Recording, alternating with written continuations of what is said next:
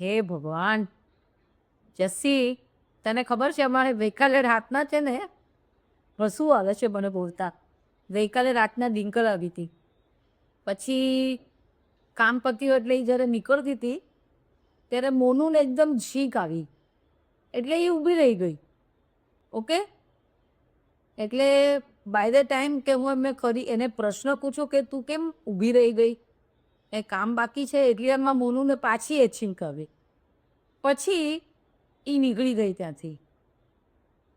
મને એમ થયું કે એને પૂછ્યું કે શું થયું બેટા, પહેલી છીંકમાં ઊભી રહી ગઈ, બીજી છીંકમાં તું ગઈ. પછી મને એમ થયું કે એને પૂછવા કરતાં જો હું તને જ પૂછું તો મને સંતોષ થાય એવો ઉત્તર તો મળે જ. એટલે હવે તું મને જણાવ કે આ શું વાત છે કે બે છીંક આવી તો એ ઊભી રહી ગઈ ને બે છીંક બીજી છીંક આવી તો એ ગઈ. આમાં કાંઈ છે ખરા? વાતમાં કાંઈ માલ છે?